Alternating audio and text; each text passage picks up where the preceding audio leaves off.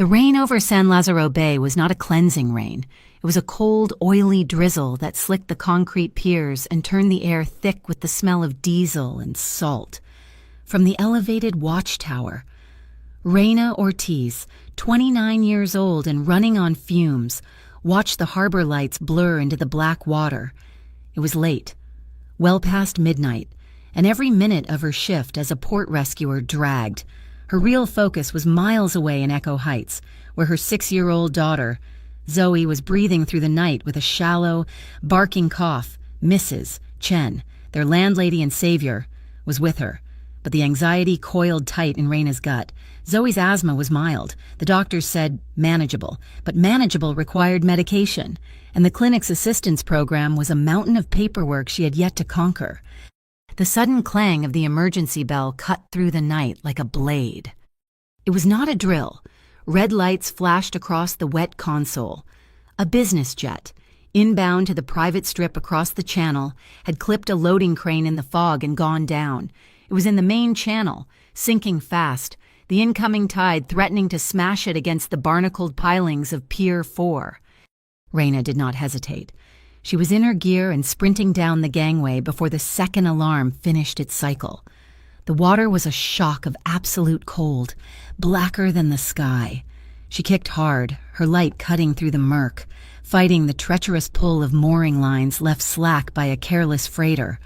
The jet's fuselage was a pale ghost below the surface, its wing already crumpled against the concrete. The cabin door was jammed, half submerged. She used the pry bar from her belt, forcing the hinge with a groan of stressed metal. Inside, the emergency lights flickered, illuminating a nightmare of floating briefcases and churning water. Only one man was strapped into a passenger seat, his head slumped forward, unconscious. She sliced through the seat belt with her harness knife. He was heavy, solid muscle and expensive suit, dead weight in the flooding compartment. She got her arms under his, hooking her grip, and began the agonizing pull backward. She knew his face from the news, from the glossy magazine covers at the checkout stand. Cassian Calaveri, 32 years old, the heir to Blackshore Holdings, the shadowy conglomerate run by his father, Don Nero Calaveri. Blackshore owned half this port, and rumors said they owned the other half in ways that never saw sunlight. A new smell, sharp and chemical, flooded the cabin. Jet fuel. It slicked the water. Iridescent and deadly. Up on the pier, a damaged transformer, soaked by the crash spray, spat a vicious blue spark. There was no time. The fuel met the water's surface, spreading. "No, you don't," Reina hissed, pure adrenaline surging. She saw the rescue ladder hanging from the deck of the first response boat that had just arrived. Grabbing an emergency insulating blanket from a bulkhead pouch, she threw it over the man's shoulders and her own, a flimsy shield against the inevitable. She hooked him to her harness, screamed "haul" at the crew above, and wrapped her body around his as they were dragged up the rope ladder. They cleared the rail by inches when the world turned white and hot. The explosion was small but violent, a concussive whump that rattled her teeth and sent a plume of fire into the rainy night. She collapsed onto the deck, rolling Cassian off her, ripping the blanket away. He was alive. He erupted in a series of deep, racking coughs, spewing seawater and bile onto the deck. His eyes snapped open. They were not the eyes of a billionaire playboy. They were steel gray, utterly cold and stripped bare with confusion and primal fear. His hand shot out, fastening around her wrist in a grip of crushing strength, a reflexive act of survival, anchoring himself to the one solid thing in his drowning world. Reina did not flinch. She placed her free hand firmly on his shoulder. "You're out of the water," she said, her voice low and steady, the tone she used to calm frightened boaters, the tone she used on Zoe during a bad night. "You're on the deck. You're safe." His grip loosened, but did not release.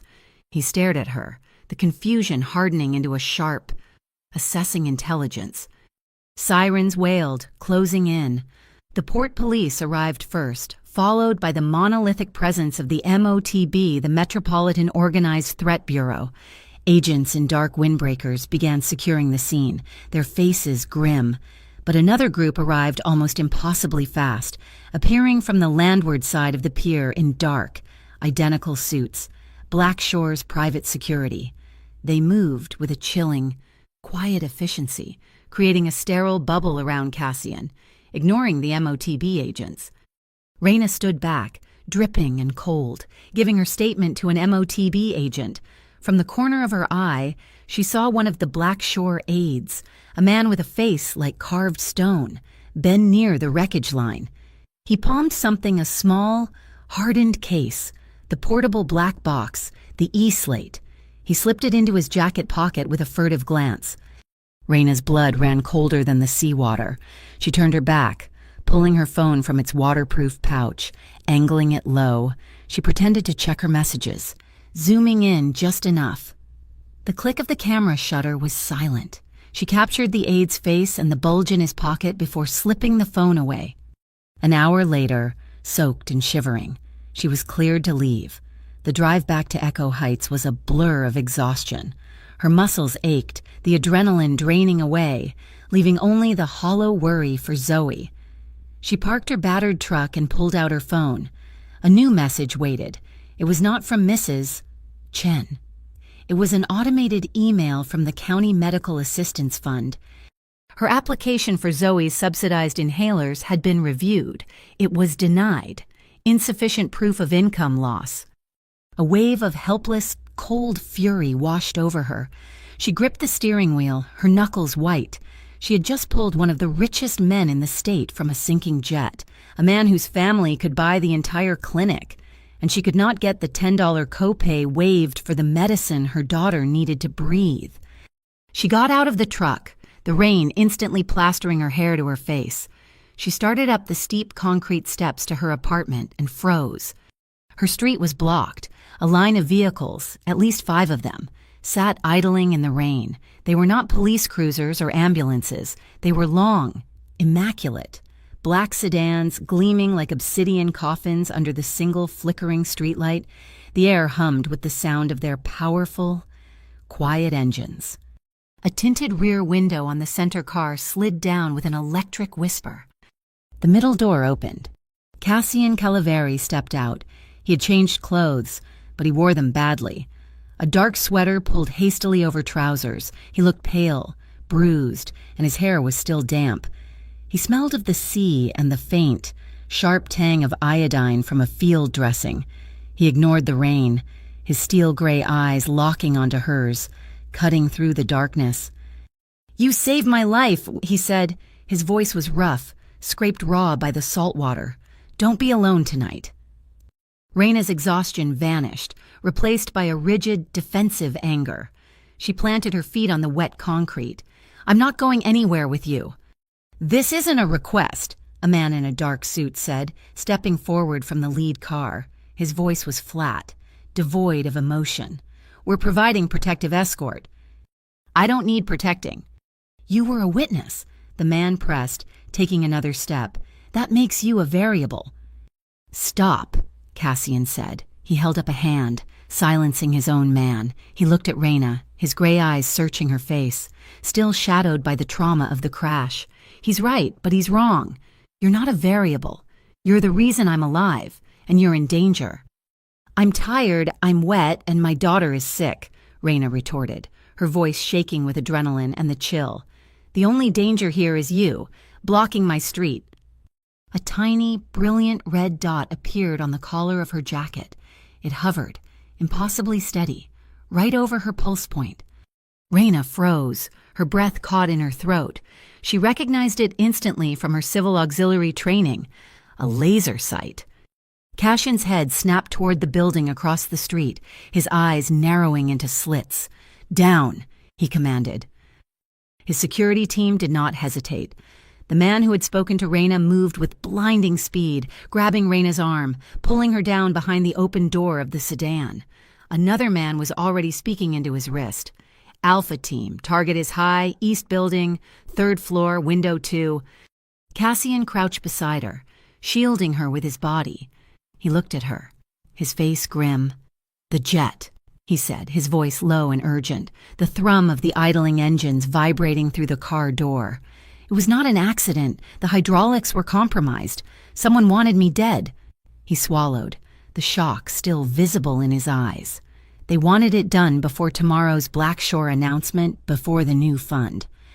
Raina's mind raced, connecting the impossible dots, the blocked street, the silent, professional men, the sniper dot on her chest.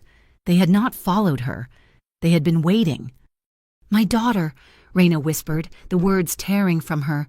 "My daughter is inside." "We know," Cassian said. "She's why we're here. Mrs. Chen is with her." "I'm not leaving her. I won't be separated." "You won't be," he said.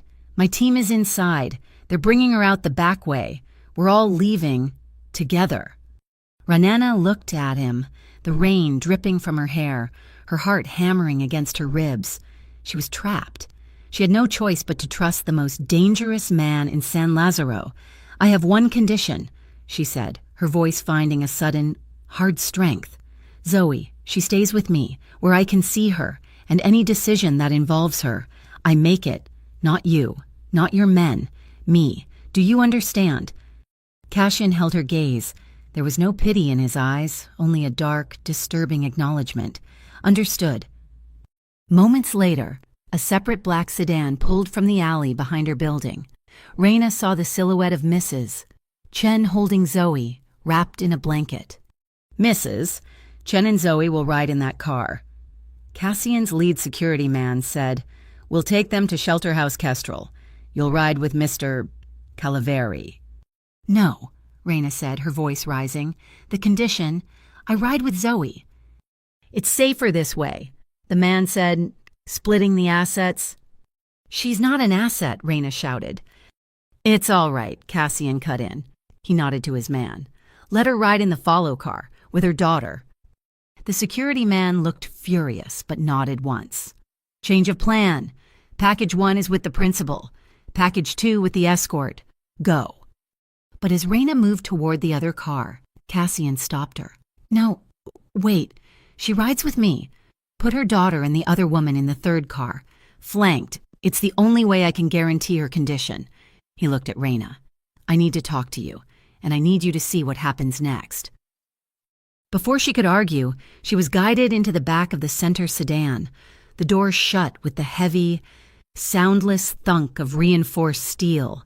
The inside smelled of clean leather and ozone. Cassian sat opposite her, the cabin spacious but suffocating. The convoy pulled out, accelerating smoothly into the rain-swept streets. A satellite phone buzzed on the console. Cassian picked it up. "Mother." A woman's voice, elegant and controlled, filtered through the speaker. Raina could only hear his side of the conversation. I'm alive." "Yes, the jet is gone. I don't know who—" "Not yet." He paused, listening.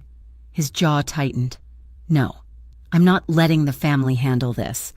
This was a direct strike, not some dock dispute. I will handle it. Mother, I have to go." He ended the call, cutting her off, and tossed the phone onto the seat. He ran a hand through his damp hair, the picture of a man holding himself together by a thread. "My family," he said, the word tasting like ash, "prefers the old ways, an eye for an eye. I'm trying to build something else." Ra'nana watched him, her fear warring with the instinct that had made her jump into the water. "When I was giving my statement," she said, her voice quiet but clear, "I saw one of your men. He took something from the wreckage." Cassian's head snapped up. Raina pulled out her phone, her hands surprisingly steady.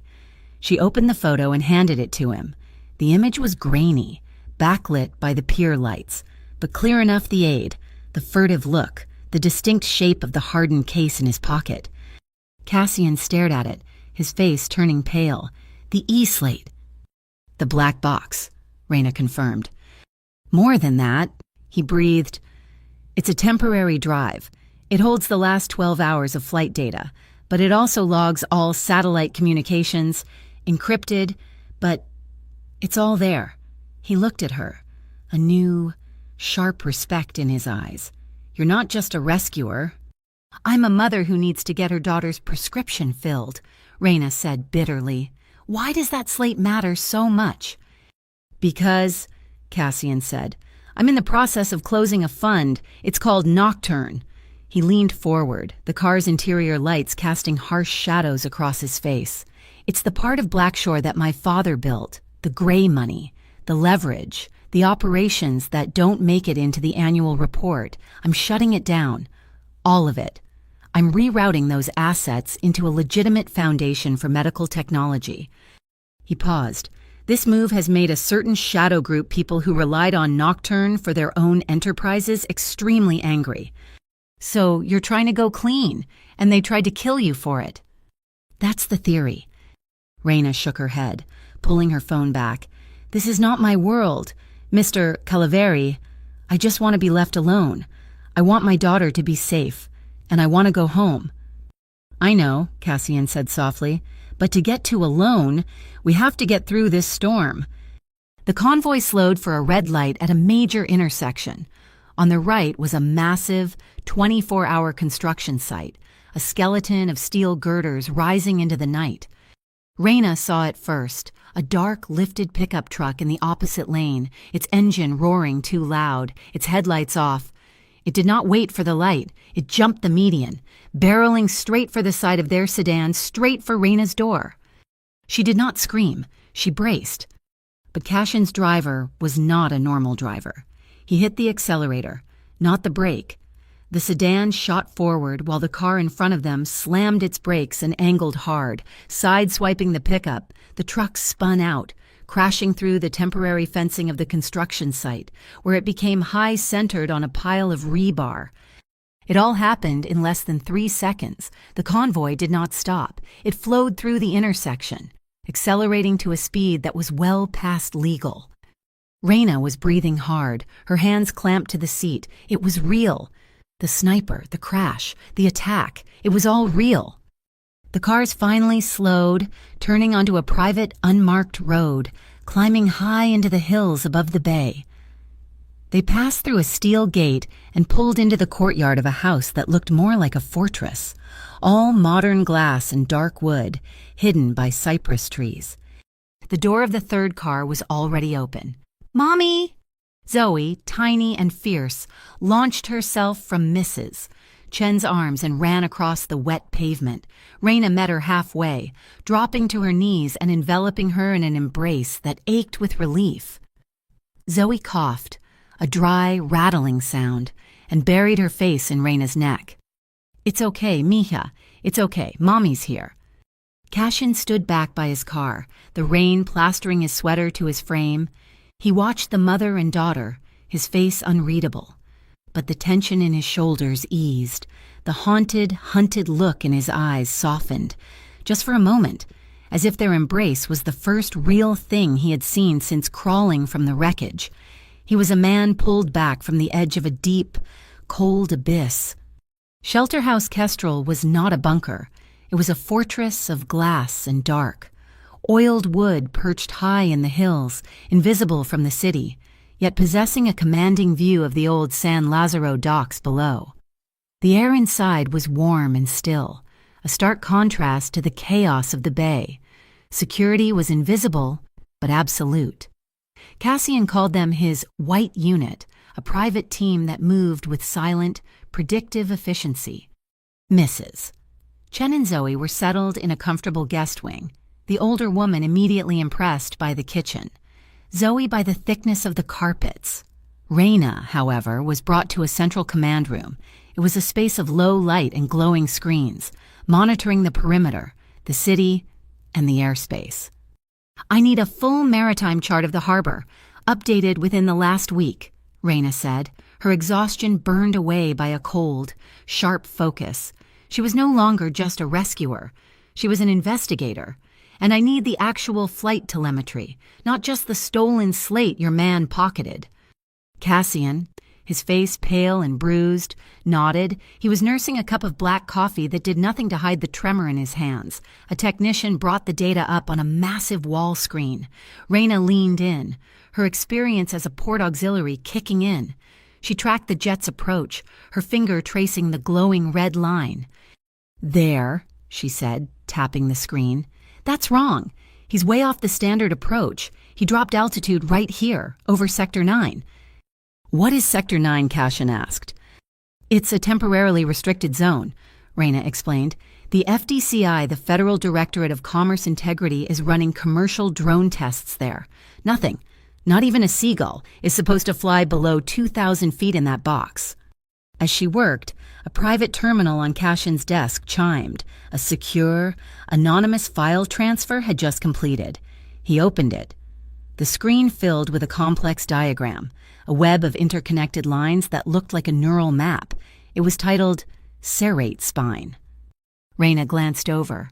It was a flowchart showing money moving from known Blackshore accounts, funneling through dozens of tech startups she had never heard of, and finally concentrating in a single dark node at the center, the Axiom Cabal.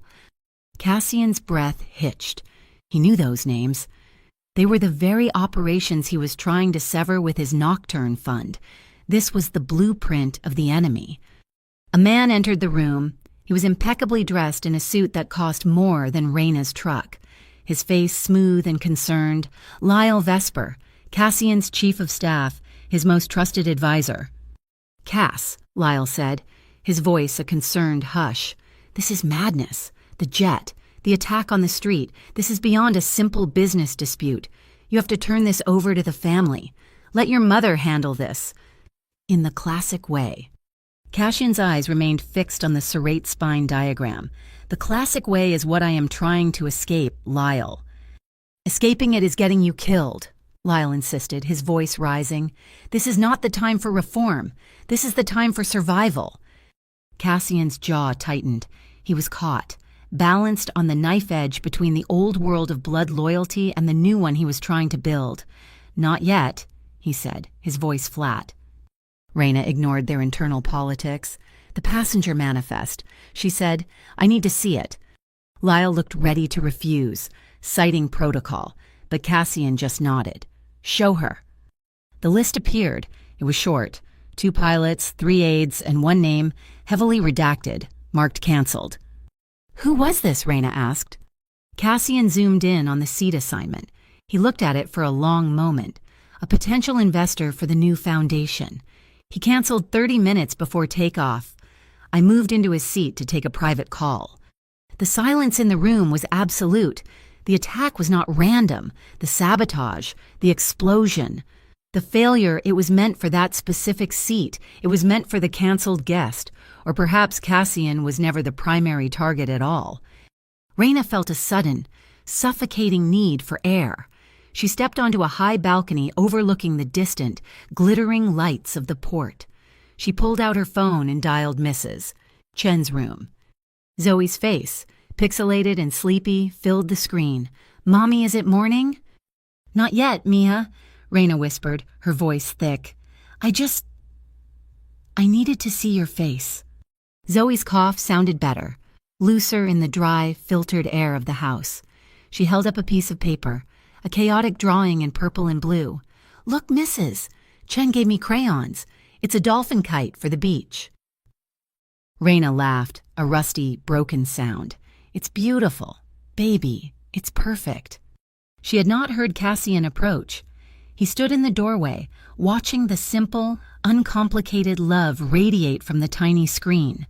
When Zoe, seeing the shadow man, waved, Cassian slowly, almost hesitantly, raised a hand. A small, unfamiliar smile touched the corner of his mouth before vanishing. As the call ended, Reyna turned. The smile was gone. Cassian swayed, putting a hand against the glass to steady himself. Sir, one of the white unit medics said, appearing from nowhere. The doctor's report. You have significant acoustic trauma from the blast pressure. You're in shock. You need to rest. I'm fine, Cassian bit out, waving the man off. No, you're not, Reyna said, stepping forward. The medic, seeing an opening, handed her a small bottle of pills and a glass of water. You're gray, Reyna stated, all the authority of her rescue training in her voice. Sit down. Take these now. He looked ready to argue, this man who commanded a private army. But Reyna's gaze was absolute, the same look she used on a panicked victim in cold water. He sat. She tapped 2 pills into her own palm. When he reached for them, his hand was shaking. A fine, uncontrollable tremor from the shock and the cold. She closed her hand, then gently took his, turning it palm up. She placed the pills into his center of his hand. Her fingers were warm from holding the phone. His skin was ice cold. The simple, functional contact was electric. It was just a touch, a transfer of medication, but it crackled in the air between them. He swallowed the pills, his eyes never leaving hers, and a silent, startled acknowledgement passed between them.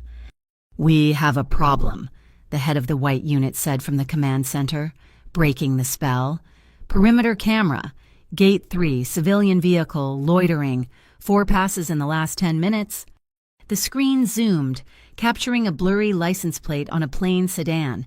"Run it," Cassian ordered, his voice already sounding steadier. The search was fast, pulling from a database that was clearly not available to the public. Registered to a shell company. Driver ID pings, Keen Ravel, active agent, MOTB. Reina's blood ran cold. Ravel, I know that name. He was lead investigator on a container theft ring at Pier 4 last year. It was a huge case. Then, overnight, he was gone, transferred to traffic duty. The entire case was buried. She looked at the monitors, her mind racing, connecting the disparate threads. The MOTB is a city agency, the FDCI, the drone testing, that's federal. Why is a city cop sniffing around your crash site? Why was he the one investigating the port? She turned to Cassian, her eyes wide. This isn't just your family. Cassian, this is an alliance, a multi-level alliance, and they are all protecting the serrate spine. Cassian stood up, the hesitation gone, replaced by a cold, hard resolve. "The E-slate is compromised," he said. "The original is gone, but Blackshore keeps triple redundancies. There is a backup server at the Civic One Plaza." "You cannot go there," Lyle Vesper interjected, his voice sharp with alarm. "It's a public building. It's a glass tower. Far too exposed." "Which is exactly why it's perfect," Cassian said. "We will go tomorrow night. No motorcade, no white unit, just me." Reina stepped out of the shadows. "You'll never get past the new security protocols. They'll be looking for you, but," she said, a hard smile touching her lips, "they won't be looking for a late-night maintenance crew." Cassian looked at her, a new understanding dawning. "Just me and you." He turned to his chief of staff. "And you, Lyle," he said, his voice dropping to a dangerous whisper, "will tell no one, especially not my mother." Civic One Plaza was not a fortress. It was a glass tower, a monument to transparent commerce, and at 2 a.m, it was a tomb of marble and recycled air. Reina and Cassian did not use the grand lobby. They used a steel service door in the underground loading bay, accessed with a forged maintenance order Reina had routed through the city Port Authority system. They wore nondescript gray coveralls, smelling faintly of cleaning solvent.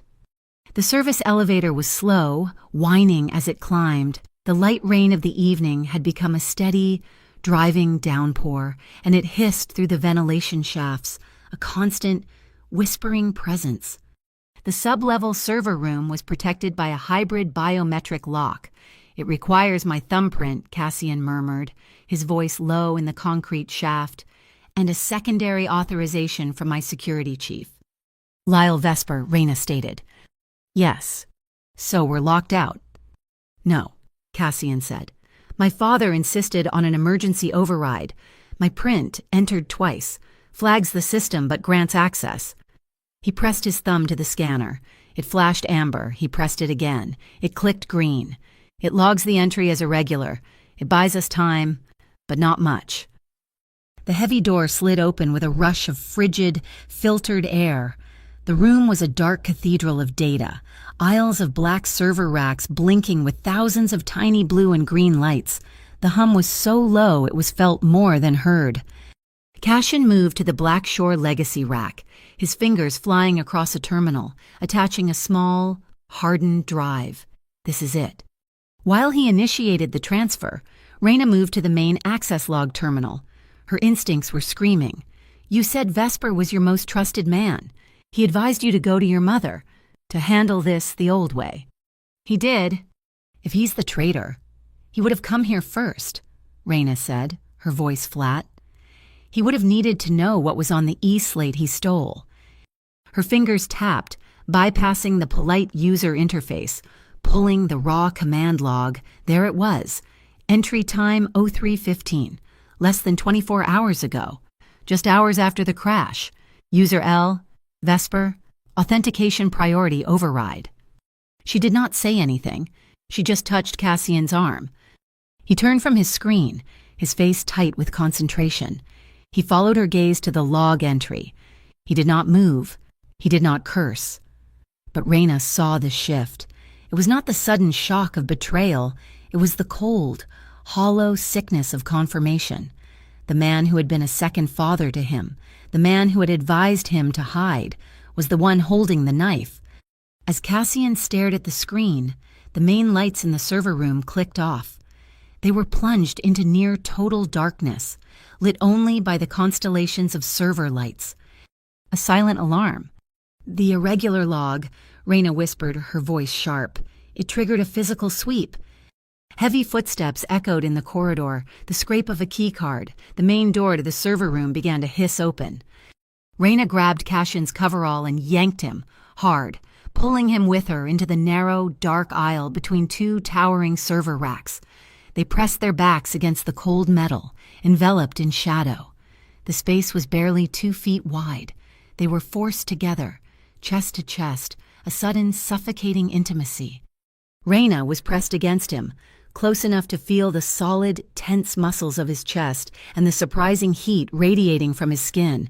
She could smell the cold ozone from the machines, the faint trace of antiseptic soap from the safe house, and the sharp, metallic tang of his adrenaline.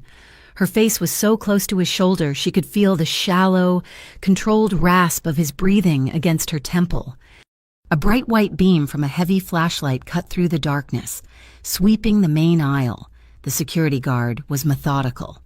His boots crunched on the raised floor. He paused, listening to the hum of the racks. Reyna held her breath.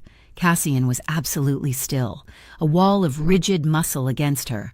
His hand had moved, resting protectively on the small of her back, a silent, anchoring weight. The guard swept his light down the aisle next to theirs. The beam was so bright it illuminated the dust motes dancing between the racks. After what felt like an eternity, the guard grunted, satisfied. The flashlight beam moved away. The door hissed shut. The main lights flickered back on. Neither of them moved for a full 10 seconds. Reyna was acutely aware of his hand on her back, burning through the thin fabric. Cassian pulled away slowly, and the sudden loss of contact left her skin feeling cold and exposed. "We have to go," he said, his voice rough. He returned to his terminal. The file was downloaded. Nocturne Ledger Alt. He tried to open it on the terminal. Access denied. "It's locked," he hissed. "A secondary encryption. It requires my personal code and an audio signature, a passphrase." "A voice print?" "No, something else. A sound file. My father set it up, only he knew it." Cassian slammed his hand against the rack, a rare break in his control. "It's useless. Vesper must have known he could not open it either." Reyna looked at the diagnostic screen. It showed the required audio wavelength. It was not the shape of a human voice. It was a complex waveform, a high, sharp spike followed by a long, vibrating decay. She stared at it. "It's not a word," she whispered. "It's a sound. I know that sound." She pulled her own phone from her pocket, the waterproof, rugged device she used on the docks. She scrolled past photos of Zoe, past maintenance logs, to her audio library. She had dozens of recordings, engine failures, hull groans, specific warning bells. "Last month," she said, her fingers flying, "there was a Santa Ana windstorm. A freighter at Pier 4 snapped a mooring line. The wind was hitting the rigging so hard it sounded like screaming." She found the file, SLA_mast_howl_04. She held the phone speaker to the terminal's built-in microphone and pressed play. A high-pitched, metallic shriek filled the cold room. It was a lonely, violent sound. On the screen, the input wavelength vibrated, matched the required pattern, and the lock icon turned green. Access granted. "Let's go," Cassian said, pulling the drive. They ran for the service elevator. He swiped his card. The panel flashed red. Access denied. "He locked us in," Cassian spat, realizing the guard's sweep was just a distraction. "Vesper, he knew we'd come." "He locked the doors," Reyna said, looking up. "But he forgot the ceiling." She pointed to an emergency ventilation shaft. "That leads to the roof access plenum." Before he could object, she was unzipping her coveralls. She had a coiled rope of black, high-tensile rescue line strapped around her waist. She grabbed a heavy-duty wrench from a nearby toolkit, secured it to the server rack's structural frame, and attached the line. She gave it 3 hard, professional tugs. "You first," as she said. "It's a 20-foot climb, then a crawl space." Cassian looked at the thin rope, then at her. He was a man of armored cars and boardrooms. "Go," she commanded, her voice leaving no room for argument. "Hand over hand, use your feet against the rack. Do not look down." He saw the absolute certainty in her eyes, the same certainty that had pulled him from the sinking jet. He trusted it. He grabbed the line and began to climb. Reyna followed, moving up the rope with an easy, fluid strength. They emerged onto the flat, tar-papered roof into a wall of wind and water. The rain was torrential now, hitting them in horizontal sheets. The city was a glittering, blurry jewel far below. Cassian was leaning against an HVAC unit, breathing hard, the climb and the tension having taken their toll. Reyna moved to him. "All business. Did you twist anything on the climb?" "I'm fine," he said, pushing wet hair from his eyes. "You're shaking," she observed.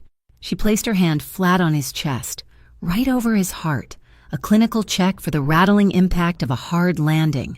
His heart was hammering against her palm, a frantic, powerful rhythm. His skin was hot, even through the soaked coveralls. He caught her hand, his fingers lacing through hers, pressing her palm tighter against his chest. He did not say thank you. He did not have to. His gray eyes, stark and silver in the stormlight, were raw with an emotion she could not name.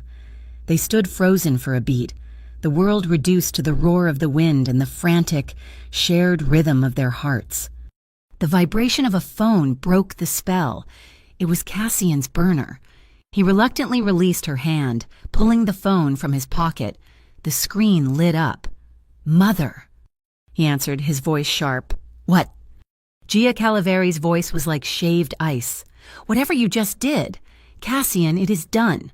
You just kicked the hornet's nest. The Axiom Cabal knows you have the ledger. They are moving." Cassian looked at Reyna, who stood bracing herself against the wind, her face streaked with rain, her eyes steady and waiting.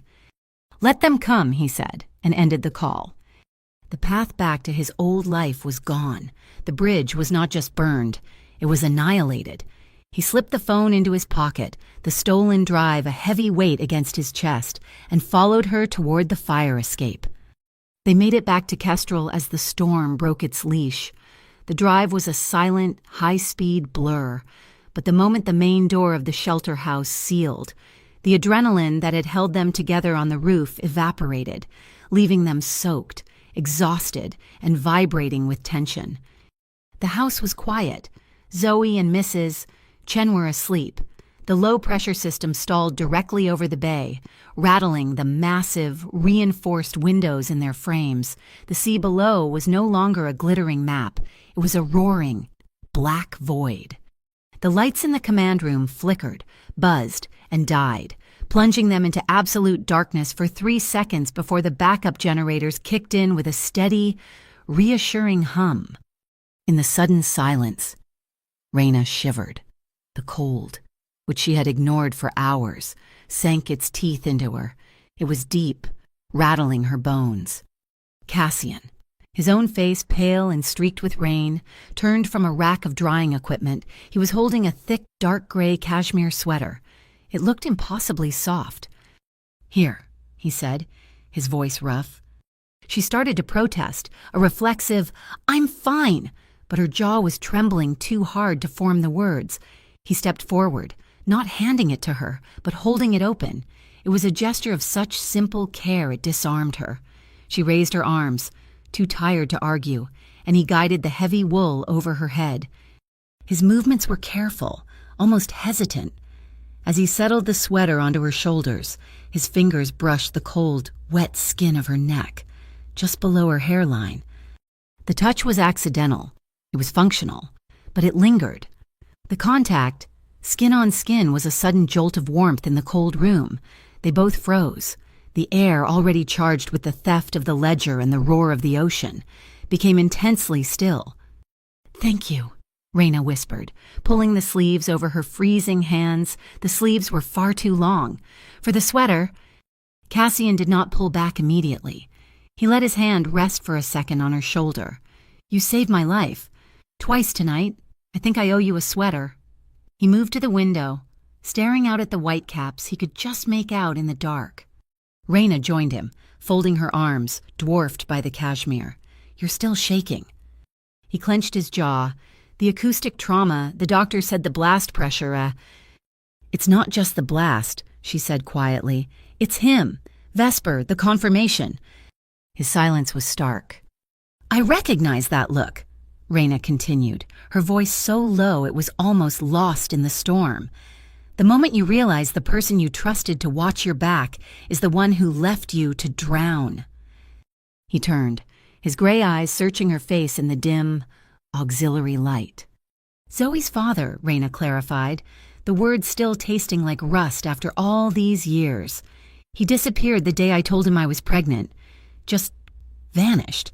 I was waiting tables, trying to get my port certification. I was so terrified, not of being alone, but of failing her, of being a weight she would one day have to carry."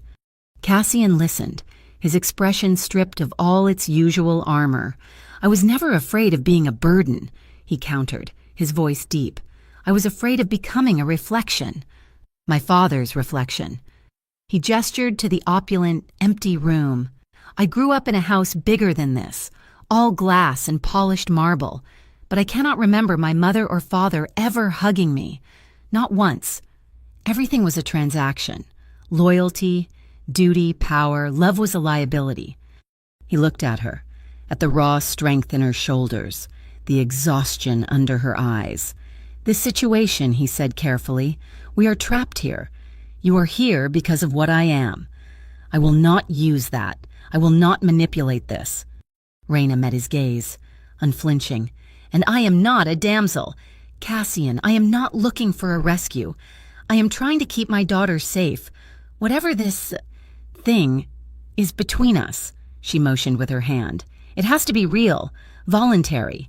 Clear eyes." "Clear eyes," he repeated, the words sounding like a vow. He took a half step. The space between them was now measured in inches. He raised his hand, moving slowly, giving her every chance to move away, to stop him. He did not touch her face. He let his knuckles graze the sharp line of her jaw, a feather-light touch that sent a tremor through her. He paused, his eyes asking the question his voice would not. It was not a request for passion. It was a request for permission. Raina's breath hitched. She gave a single, slow, deliberate nod. Cassian leaned in. The first kiss was not a collision. It was a discovery. His lips were cool from the rain, tasting faintly of salt.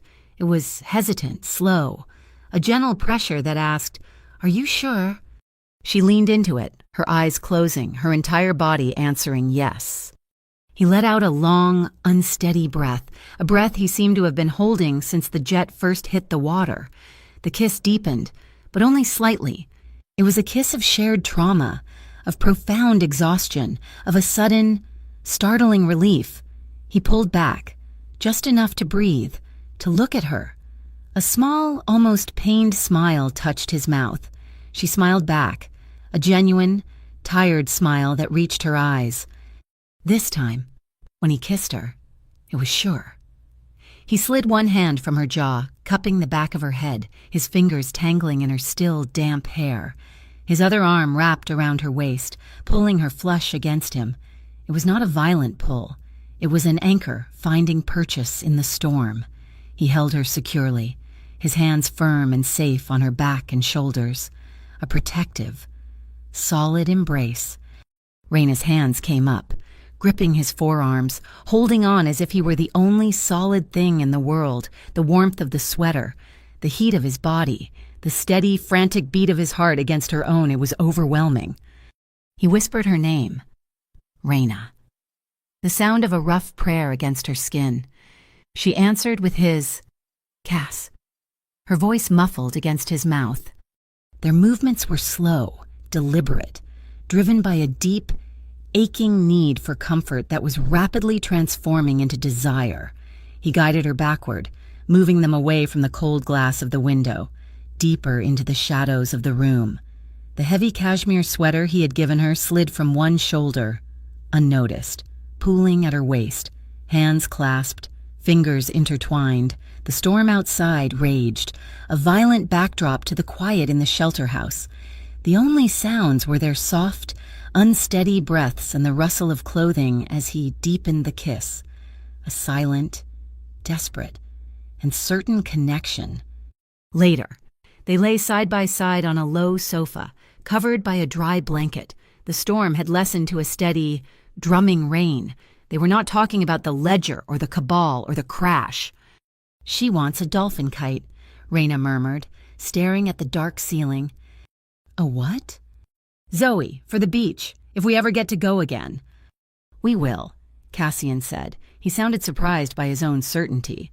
There's a taco truck in Echo Heights, on Cesar Chavez, best al pastor in the city. Reyna turned her head, smiling in the dark. El Gallo. You have been there. My father would have a stroke if he knew, Cassian admitted. But sometimes, a man needs a real taco. The casual, normal words hung in the air, a fragile picture of a future that seemed impossible. Cassian's tone turned serious. He propped himself up on one elbow, looking down at her in the dim light. Her asthma, the medication you were denied.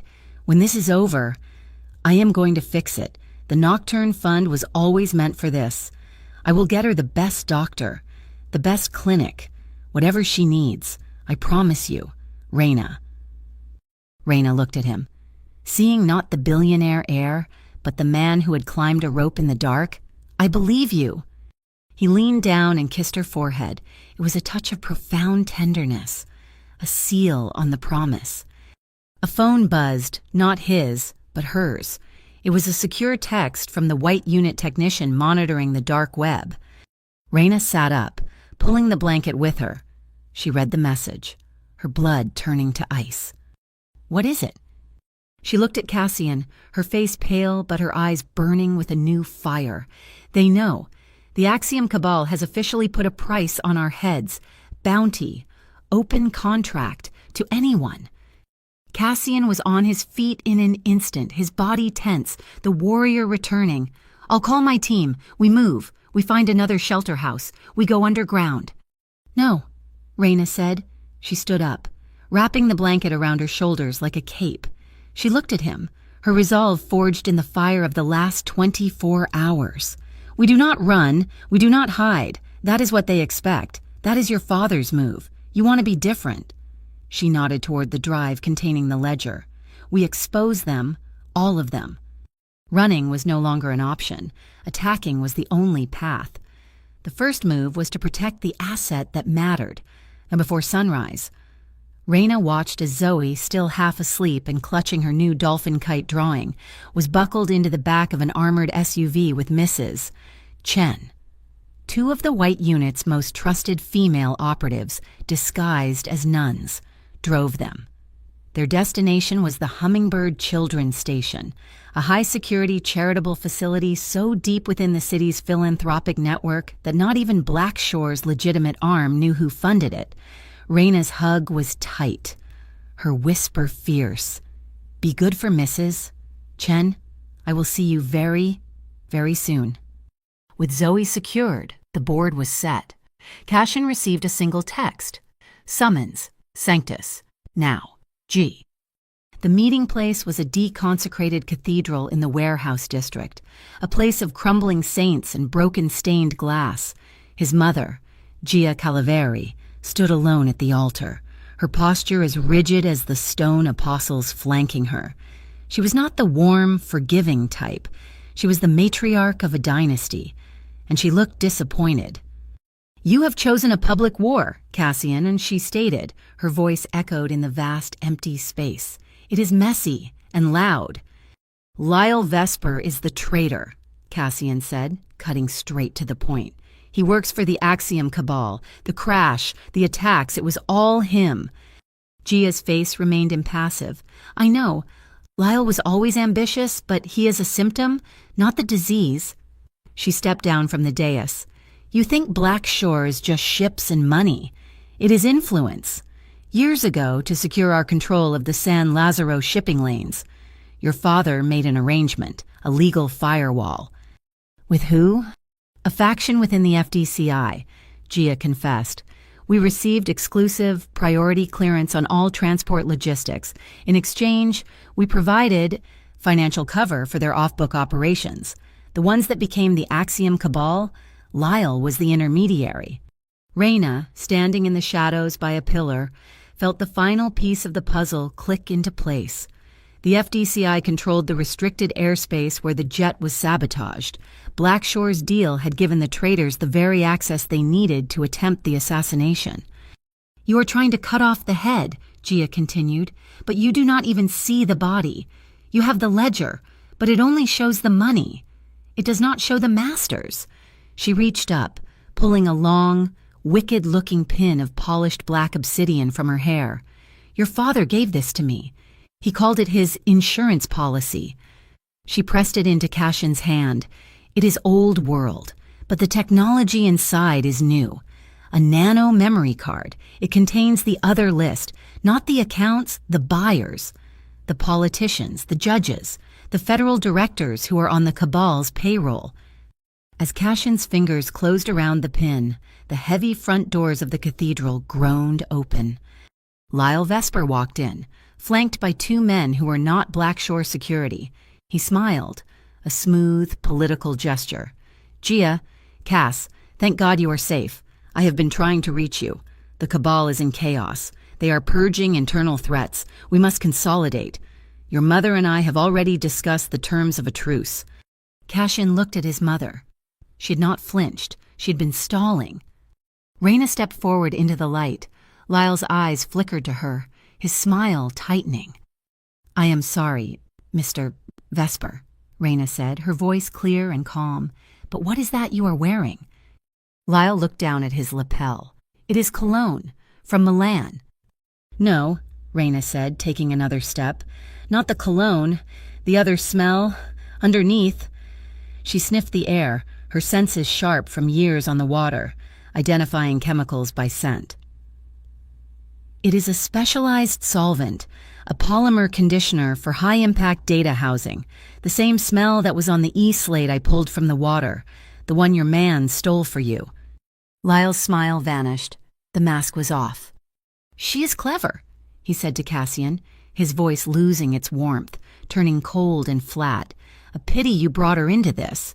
I was supposed to kill the investor in that seat. You moving was an inconvenience. Then you survived the crash. That was problematic." "You did this," Cassian stated, but his voice a low growl. "For money." "Money," Lyle laughed, a sharp, ugly sound. "This is not about money, you naive boy. It is about control. Your father understood that. You, with your nocturne charity and your medical tech. You were dissolving the empire. You were giving away the one thing that mattered, the leverage. The Axiom Cabal does not just want Black Shore's bank. They want its network, its access, its fear. I was simply giving them what they were owed." "And removing me," Cassian finished. "You were a sentimental infection," Lyle spat. "One I intended to cure." He nodded to his men. They raised their weapons, polymer pistols that made almost no sound. But the white unit, positioned in the choir loft, was faster. The first shot was a deafening crack that shattered the silence, echoing like the wrath of God. Lyle's men returned fire. A chip of stone exploded from the pillar near Reyna. Gia cried out, a sharp intake of breath, clutching her shoulder as a ricochet grazed her arm, drawing blood. Reyna did not hesitate. She grabbed Gia, pulling the older woman down behind the solid marble altar. "Cover!" she yelled. She saw a red fire extinguisher mounted on the wall. She ripped it from its housing, aimed it toward the doorway, and depressed the handle. A massive cloud of white chemical fog instantly filled the nave, obscuring everything in a choking, cold mist. "Now!" she screamed. Cassian and the white unit moved through the smoke. Reyna heard shouting, the dull thud of bodies hitting the pews. When the smoke cleared, Lyle's men were down, neutralized by non-lethal rounds. Lyle himself was on his knees, his weapon kicked away. Cassian stood over him, his own pistol aimed directly at Vesper's forehead. This was the moment, the old way that Gia and his father lived by. An eye for an eye, a death for a betrayal. Lyle stared up, panting, terror in his eyes. "You do not have it in you, Cassian. You are not your father." Cassian's hand was steady. His jaw was stone. He looked at the man who had been his mentor, his friend. Then he lowered the gun. "No," Cassian said, his voice raw. "I am not." He ejected the clip, letting it clatter to the floor. "He is done, by the law." Gia, clutching her bleeding arm, watched her son with a look of stunned, painful pride. They left Vesper and his men zip-tied for the MOTB agents that Keene Ravel, the clean cop, was dispatching. Back in a new, sterile safe house, a high-rise apartment this time, the adrenaline began to fade. "We have the ledger and the buyer's list," Cassian said, pacing. "We have Vesper, but we do not have the head. We do not have the Axiom Cabal itself." Reyna was sitting at a laptop, listening to an audio file. "Maybe we do," she said. She pressed play. It was Zoe's voice, humming the Dolphin Kite song. Then, a new voice, a woman's, sharp and professional, filtered through. "Do not care about the logistics. Just make sure the Bright Wharf Gala is flawless. The investors need to see this as a clean initiative. The Nocturne Fund is dead. Bright Wharf is the new face." "What is that?" Cassian asked. "Zoe," Reyna said, a small, proud smile on her face. She was playing a game on the tablet in the car. It was still recording when one of the nun bodyguards took a phone call. She pointed to the screen. "I tracked the name on the call log, a top-tier brand consultant. She is the public face of the Bright Wharf Gala, the biggest philanthropic event of the year." "Bright Wharf," Cassian whispered. "It is the shell company they are using to rebrand the money they were stealing from Nocturne. They are laundering their reputation in public." Reyna looked up at him, her eyes hard as steel. "It is a gala. It will be full of press, politicians, the very people on your mother's obsidian pin. They will all be in one room, broadcast on live television." "What are you saying?" "I am saying," Reyna said, "we stop leaking information. We stop fighting in churches. We go to the party, and we crash it. We put the ledger and the buyer's list on every screen in that ballroom. We expose them all, at once. Live." Cassian stared at her, grasping the sheer, terrifying audacity of the plan. "Reyna," he said slowly, "if we do that, it does not just burn Vesper. It burns the FDCI partners. It burns the foundation of Blackshore. It burns my mother. It burns every bridge I have." Reyna met his gaze, her own unwavering. "I know," she said. "It is not a bridge. Cass, it is the exit." The Bright Wharf Gala was not a party. It was a coronation, held in the soaring glass atrium of the Harbor Line Pavilion. It was designed to overwhelm the senses with light, sound, and the sheer spectacle of philanthropic power. Hundreds of the city's elite moved across the marble floors, the sound of their voices and the clinking of champagne glasses echoing over a live string quartet. Ranana Ortiz was invisible. She wore a black technical polo, black cargo pants, and a heavy utility belt. her hair pulled back under a communications headset. She was just another AV technician, checking cabling in the shadows of the main stage. Cassian Calaveri, in contrast, was designed to be seen. He moved through the front entrance, his tuxedo tailored to perfection, the picture of effortless wealth. He presented an invitation, not paper, but a digital token on a pristine, unmarked smartphone. It was an access key generated from the Axiom Cabal's own encrypted cryptocurrency ledger, identifying him as an anonymous, high-tier donor. He was too rich to be questioned. They had rehearsed the plan in the sterile silence of the high-rise safe house. The keynote address was at 9 o'clock. The main lighting cue for the speech was programmed as Sapphire. The moment those lights turned blue, "I'm moving to the podium," Cassian had briefed her, his voice low and tight. "That's your signal. I'll talk for as long as I can. You get 90 seconds, maybe less. You upload the Nocturne Ledger and the Obsidian pin list, both, to the main screens and the live broadcast feed. The moment it's confirmed, you leave." Just before he was scheduled to enter the main hall, he found her in a dark service corridor. The muffled sound of the quartet filtered through the drywall, a strange, elegant backdrop to their conspiracy. He grabbed her arm, his grip urgent. "Raina, the white unit has an exit route at loading bay 3. The instant the upload is green, you go. Do not wait for me. Do not look back. That is an order." She looked at him, her face calm, almost serene under the dim emergency light. She reached up, not to touch his face, but to straighten the knot of his black tie, a small, proprietary gesture that felt more intimate than a kiss. "When you get up there," she whispered, her voice a solid line of steel. "Do not lower your voice when you speak the truth. They need to hear every single word." He covered her hand with his, pressing her fingers against the starched white of his shirt. "Just for a second. See you on the other side." She climbed the gantry to the AV booth, a small, dark room high above the crowd. From her perch, she watched him merge into the sea of black ties, a ghost returning to his own world. He glanced up once, his gray eyes finding her in the darkness. It was not a look of romance. It was a look of shared resolve, an anchor in the glittering sea of enemies. It was enough. A man in a cheap, rumpled suit slipped into the booth. Raina's hand instinctively dropped to the heavy wrench on her belt. "Oh, easy," the man said. It was Keen Ravel, the disgraced MOTB agent. His face was slick with sweat.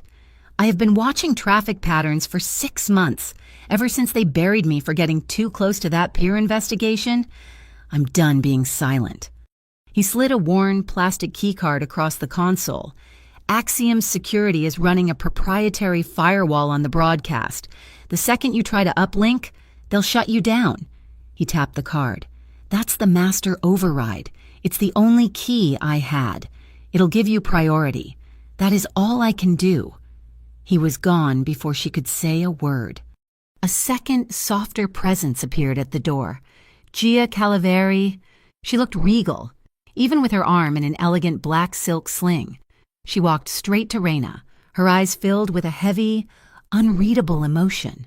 She held out the obsidian hairpin. "Cassian has chosen his path. It is not his father's," she said, her voice a low murmur. "But this," she pressed the cold, heavy pin into Raina's hand. "This is the insurance. This is what my husband built. If I fell..." She looked Raina dead in the eye, matriarch to mother. "If we fail, you fix it. You use this. You burn them all to the ground." Raina closed her hand around the pin. Down below, the applause shifted. The woman from Zoe's recording, the gala's host, was beaming at the crowd. And now, a very special surprise announcement. Please welcome a visionary new partner, Mr. Cassian Calaveri. The music swelled, the lights shifted, bathing the stage and the ballroom in a deep, perfect sapphire. This was it. Raina's fingers flew, sliding Keen Ravel's keycard into the console. Override accepted. Cassian stepped into the spotlight, the very picture of philanthropic grace. He adjusted the microphone. He looked out at the sea of faces, at the live cameras. He opened his mouth. Before a single word could escape, the massive LED screen behind him, 30 feet high, flickered. It cut from the bright wharf logo to static, then to a crystal-clear, live feed of a man in a dark, comfortable study. It was Lyle Vesper. He smiled, a wide, predatory smile. "Good evening, ladies and gentlemen." His voice boomed through the ballroom, amplified by Raina's own sound system. "And welcome to the real gala." A wave of polite, confused laughter rippled through the audience. They applauded. They thought it was part of the show. "My apologies for the interruption," Lyle continued, his eyes seeming to bore straight through the camera, past the crowd, finding Cassian on the stage. "But there has been a change in management. Hello, brother." On the stage, Cassian went absolutely still. Raina looked down. At every exit, dark-suited men Axiom Security were calmly, quietly locking the ballroom doors. They were trapped.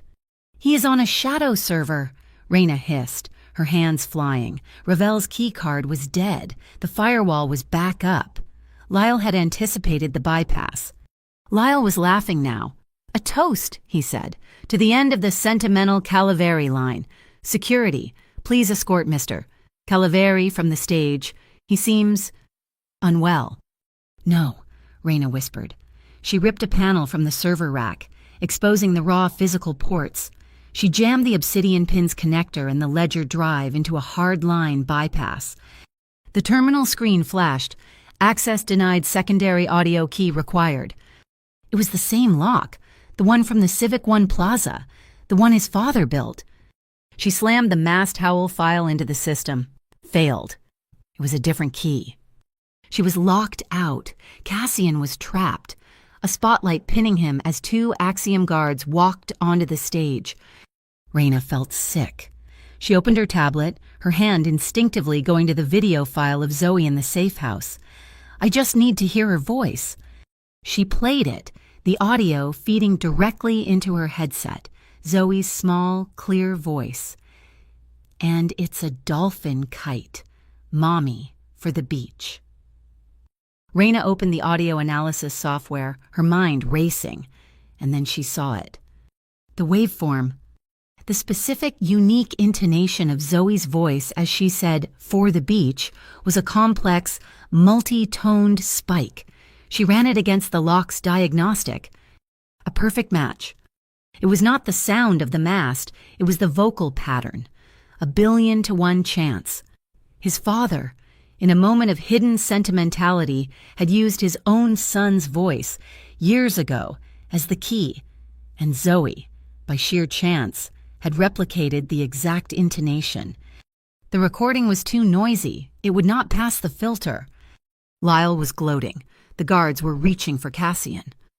Raina looked at the phone patch on her console. She had one chance. She routed the connection, bypassing the audio in, and dialed the secure line to the Hummingbird station. The secure line to the Hummingbird station rang twice. A female voice answered. "One of the White Unit operatives. This line is cold. Speak." This is Raina," she said, her voice ice calm. "I need my daughter. Put her on now." Down on the stage, the two Axiom guards were 3 feet from Cassian. Lyle Vesper watched from the main screen, a smirk of absolute victory on his face. Mommy Zoe's voice was tiny, sleepy, and confused. "Hi, Mija," Raina said, forcing a warmth she did not feel into her voice. "We are playing that secret game, the one I told you about. I need you to win it for me." The sleepy words?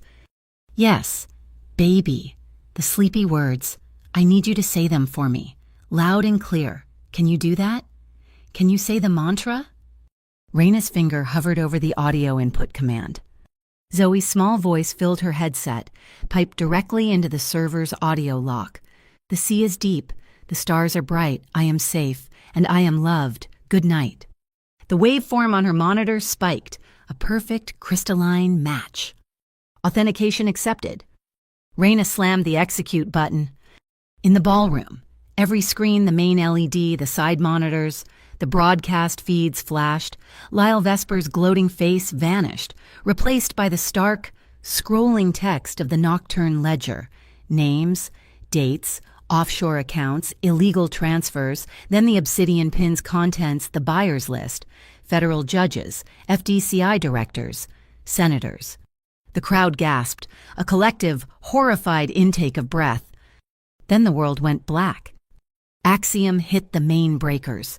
A digitized voice echoed through the total darkness. Emergency blackout protocol engaged. Full systems failure in 90 seconds. Dim red emergency lights cast the cavernous room in an apocalyptic glow. The crowd, realizing the doors were locked, began to panic. On the stage, Cassian stood his ground in the red gloom. The guards were blinded, confused. "It is too late! Lyle!" Cassian's voice boomed, unamplified, cutting through the rising fear. "It is out. I am ending the model. I am ending the facade of philanthropy you hide behind." From the main screen, now black, Lyle's voice returned. "Patch through an emergency system." He was laughing. "You fool. You think that matters. Justice is a media product. By morning, that data will be disinformation. All you have done is sign your own death warrant." In the booth, Raina knew the upload had only hit the room. The external broadcast was dead. "I have to get to the backup generator," she muttered. "I have to get this out." A battery-powered follow spot, operated by a panicked technician, snapped on. Its beam swung wildly, searching the room, and found her, a lone figure high above the crowd on the metal catwalk. She ran. She was a target, illuminated, but she did not care. She sprinted the length of the gantry to the stage-left backup generator, her heavy broadcast rig slamming against her hip. In the power source hallway, Keen Ravel and his small, clean MOTB team met the Axiom security. The lights flickered, casting the fight in strobing flashes of red and white. It was close. Brutal work. Keen slammed an Axiom guard into a breaker box, the resulting electrical arc saving him from a knife. In the main control room, Gia Calaveri, her face a mask of cold fury, confronted Lyle Vesper, who was trying to regain control of the system. "You have failed, Lyle," Gia said. "This is not failure," he snarled, ripping wires from a console. "This is a cleansing. The Calaveri name is a disease. I am the cure." "You mistake noise for power," Gia said, stepping toward him, unafraid. "Power without a moral choice. Lyle is just the most decorated form of fear." Lyle's eyes were wild. He saw Raina on the monitor, plugging her rig into the backup generator. He roared in frustration and slammed his fist on the red fire suppression panel for the stage. "Stage purge CO2, he yelled. "Flood them." Massive vents above the stage hissed open. It was not smoke. It was a frigid white cloud of carbon dioxide, a fire-killing trap designed to displace all oxygen. It poured down, blanketing the stage, obscuring everything. The crowd screamed, surging away, the panic becoming a stampede. Raina got her connection. Signal active. She turned, climbing down the gantry ladder as the cold fog rolled up to meet her. Cassian saw her descending into the cloud. He tore off his tuxedo jacket, climbed the first few rungs to meet her, and threw the heavy wool over her head and shoulders. "Breathe through this," he yelled, grabbing her waist, pulling her down, shielding her as they landed hard on the chaotic stage floor. He hauled her toward a service exit. In the flashing red light, she saw his hand. It was shaking. A deep, uncontrollable tremor. It was not fear. It was the old acoustic trauma from the jet, the shock, the cold, re-triggered by the sudden, pressurized blast of the gas. She stopped. In the middle of the screaming chaos, she grabbed his trembling hand. She did not comfort him. She did not placate him. She took his hand and pressed it flat and hard against her own chest, over her heart, holding it there with both of hers. His fingers were splayed against her ribs, feeling the steady, strong thump, thump, thump of her life. "Listen," she commanded, her voice a fierce, low anchor. "Here. I am right here. This is real." His wild, gray eyes locked onto hers. He felt her heartbeat, solid and true. He closed his eyes for 1 second, The shaking stopped. His fingers curled, gripping her. "The feed!" she shouted over the alarms. "It is only local. The world cannot see it. I have to get to the roof, the main harbor broadcast tower. I can patch the rig directly into the antenna." "The roof," he confirmed, his voice solid again. He pulled her toward the exit. They slammed through the door into a concrete stairwell. The digitized voice was relentless. Total building blackout in 30 seconds. They crashed through the heavy rooftop access door, bursting out into a wall of sound and water. The city alarms were deafening, and the rain was back. A sudden, cold, horizontal sheet, just like the night he had been pulled from the bay. 20 seconds, the voice echoed up the stairwell. They sprinted across the wet, dark roof. The Harborline Pavilion helipad was a concrete desert lashed by a wind that screamed. It was a solid physical force that shoved and tore at them, trying to peel them from the rooftop. The rain had turned frigid, hitting them in horizontal sheets that stung like needles. "The antenna array!" Raina yelled, her voice shredded by the gale. She pointed to a communications mast at the far edge of the roof, blinking a single red light. "The emergency broadcast feed." She ran, hunched low against the wind, the heavy broadcast rig clutched in one hand. She reached the main junction box, her fingers already numb and clumsy as she fumbled with the heavy-duty port. As she jammed the cable in, a sudden, violent gust hit the luxury penthouse level just below the roof. A massive pane of shatterproof glass, already stressed by the blackout, finally gave way. It exploded outward in a shower of glittering, deadly fragments.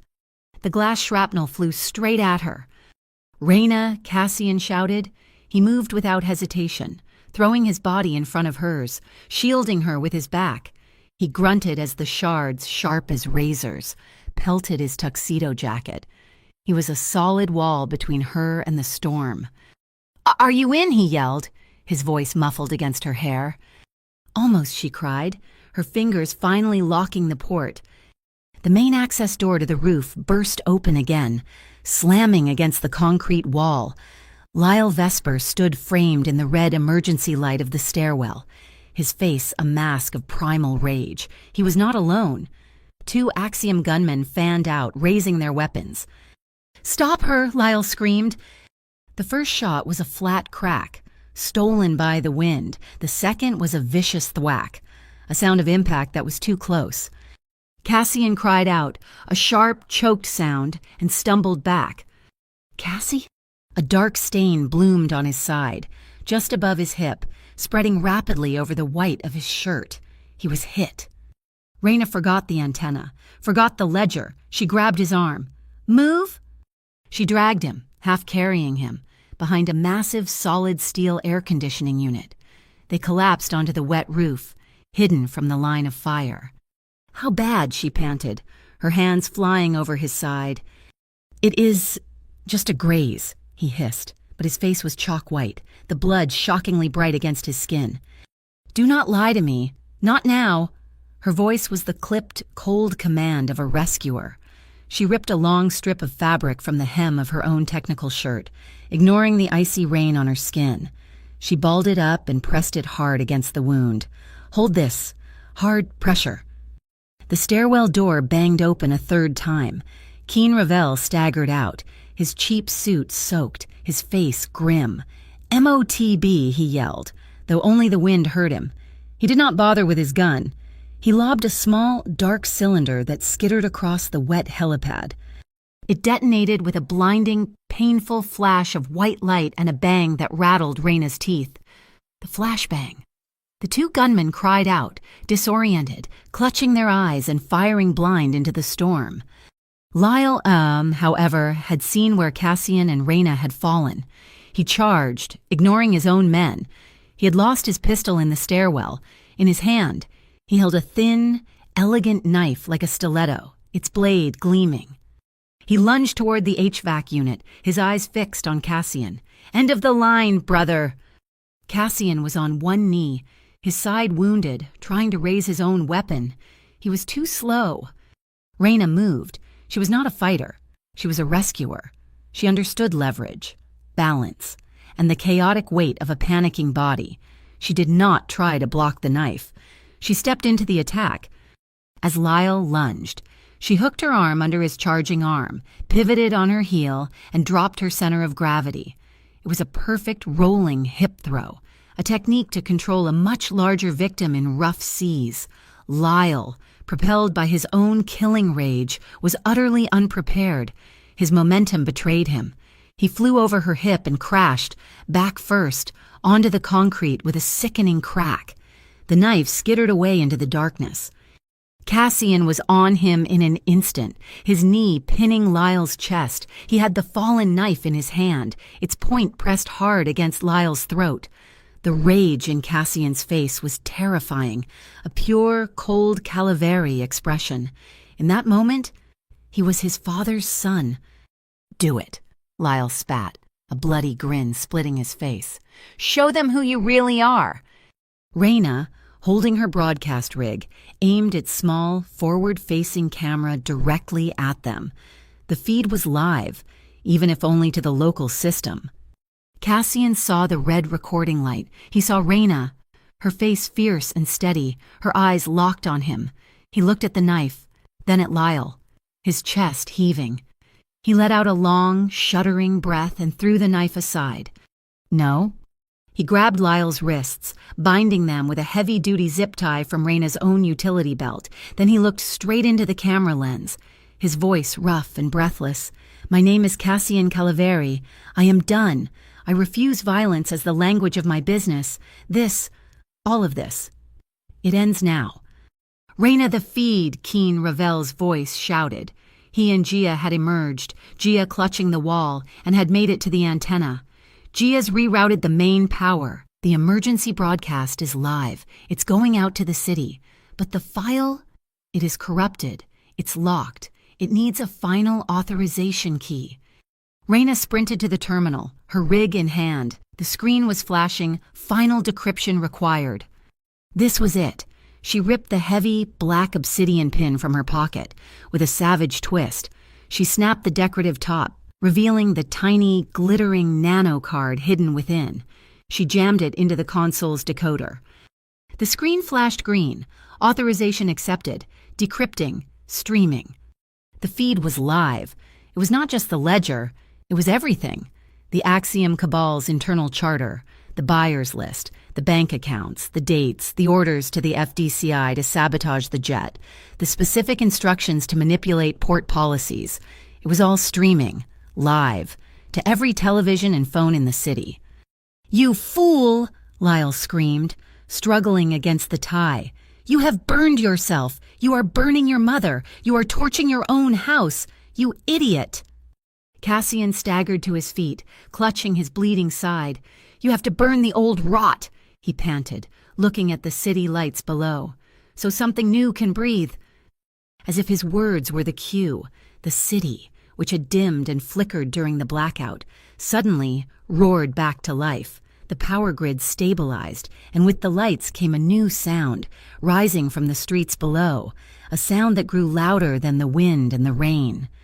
Sirens, dozens of them. Floodlights from the ground suddenly illuminated the entire roof, catching them in a harsh, white glare.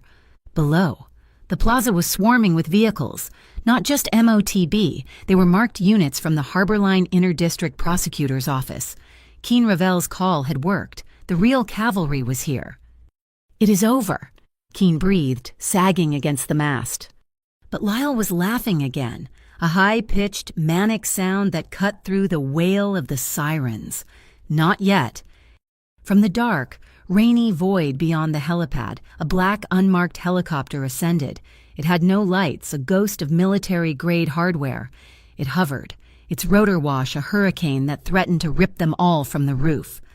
In one fluid, violent motion, Lyle snapped his bound wrists against a sharp metal edge of the HVAC unit. The plastic tie gave way. He was free. Before Cassian or Keen could react, Lyle sprinted at... He launched himself off the edge of the helipad, a desperate 10-foot leap into the open, waiting door of the helicopter. The blades bit the air. The craft banked hard, a dark shape against the storm, and vanished back into the driving rain. The ghost helicopter rocketed upward, a black wound against the storm clouds. Lyle was inside, vanishing. Raina, standing near the helipad's structural mast, saw the coiled length of a heavy-duty emergency mooring line. It was a desperate, insane impulse. She grabbed the weighted grappling hook, swung it once, and launched it upward with all the force of her body. The hook flew true, a perfect, desperate arc, and snagged the helicopter's rear landing skid with a violent, metallic clang. The rope snapped taut, yanking the helicopter and pulling Raina off her feet. She screamed as she was dragged across the wet concrete, sliding, hydroplaning toward the open, dark edge of the roof. She felt her boots leave the building. "No!" Cassian roared. He lunged, ignoring the fire in his side, and tackled her waist. His arms clamped around her like a steel vice. Their combined weight and the lurch of the helicopter sent them crashing down onto the helipad, skidding, stopping mere inches from the 50-story drop. He was on top of her, his face buried in her neck, a human shield. They lay there, tangled, gasping, refusing to let go. "He is too low. He is dragging," Keen Ravel yelled. The helicopter was fighting the sudden, unexpected anchor, its engine screaming. Ravel dropped to one knee, a classic shooter's stance, and raised his pistol. He fired twice, not at the cockpit, but at the tail rotor. A high, sickening shriek of metal tearing metal cut through the wind. The tail rotor, crippled, seized. The helicopter swung wildly, a wounded beast, its balance gone. It spun, dropping fast, disappearing into the darkness toward the container yard far below. The symphony of sirens instantly converged on its location. The fight was over. The feed from Raina's dropped camera, still active, pointed up at the sky, broadcasting the audio of their ragged breathing. In the gala ballroom, the dazed audience, now unlocked, was streaming onto the plaza. They looked at their phones, the live stream still playing. They saw the ledger. They saw the buyer's list. They understood. They had not been guests. They had been witnesses. Across the city, discreet summons were already being issued to the men and women on that list. Gia Calaveri, her face pale but her spine rigid, walked back into the camera's frame, supported by Keen. She looked directly into the lens. "To the people of San Lazaro," she said, her voice clear and amplified by the emergency broadcast. "I apologize. My family allowed this sickness to grow in the shadows. Blackshore, as you knew it, is finished." She took a pained breath. "Effective immediately, I am relinquishing all operational control. All assets identified in the Nocturne ledger will be seized and transferred. They will seed a new public trust, the Zoe Care Community Health Fund." Raina, hearing her daughter's name, stared in disbelief.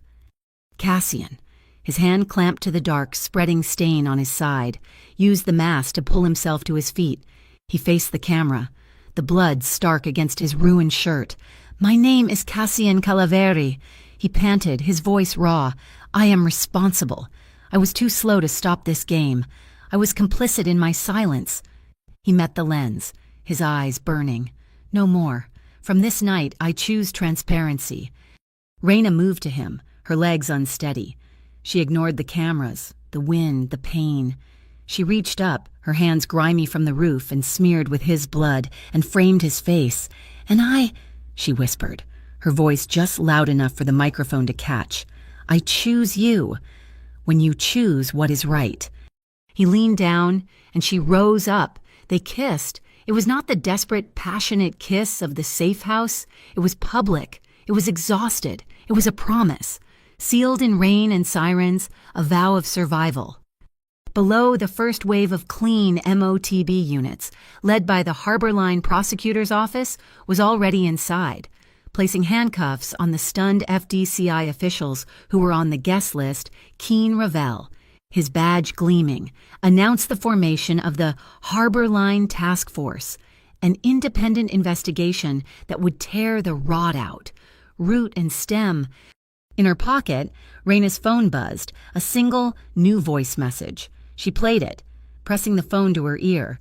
It was Zoe, her voice small but clear, watching the live feed from the safety of the Hummingbird station. "Mommy, I saw the lights.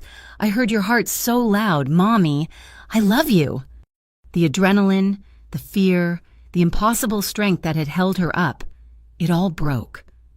Raina sagged against Cassian, her face pressed to his chest, her shoulders shaking as silent, hot tears of pure, unadulterated relief streamed down her cheeks. He held her, his one good arm locking her to his side as the first team of tactical medics swarmed the roof. They loaded Cassian onto a stretcher. He never let go of her hand.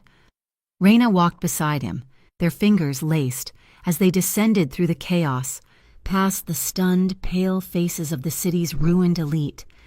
At the ambulance, Gia Calaveri waited, her arm in its silk sling. She did not look at her son. She looked at Raina. She placed her free hand on Raina's shoulder, a gesture of profound respect. "Home," Gia said, her voice thick with an emotion Raina had never heard. "It is not a place. Home is where you brought my son back to himself." 1 year later, the rain falling on San Lazaro Bay was a soft, gentle mist. The Zoe Care Community Clinic of Echo Heights was open, its doors a bright, welcoming blue. It offered the best pediatric asthma care in the state, entirely free of charge.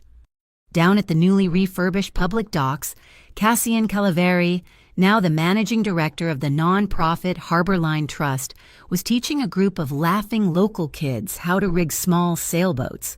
He wore jeans and a simple Henley, the tension that had once defined him gone from his shoulders. Nearby, Raina, the lead instructor for the Harbor Watch Civilian Rescue Program, was guiding a class of new parents through free water safety drills. That evening, as the fog rolled in, they walked. Hand in hand, they strolled down the old wooden planks of Pier 4, the exact spot where their worlds had collided. Zoe, now 7, her lungs clear and strong, ran ahead, her purple dolphin kite soaring on the steady ocean breeze. They stopped at the end of the pier. Cassian pulled a small object from his pocket, the black obsidian hairpin. The data card inside was long gone, a central piece of evidence in a federal vault. He placed the simple, dark pin inside a small glass memorial case dedicated to the port's renewal. Raina leaned her head against his shoulder. He wrapped his arms around her, pulling her close. The air smelled only of salt, clean water, and the future. "No more black cars," she murmured. "No more black cars," he agreed. He kissed her, slow and deep, anchored by the sound of the waves and the distant, happy shouts of their daughter. They were no longer two worlds at war. They were simply and finally home. Thank you so much for listening to this story. We would love to know where in the world you are listening from, so please drop a comment below and share your thoughts. Be sure to subscribe to Mafia Boss Story, like this video, and give us extra support by hitting that hype button to help this story reach more listeners.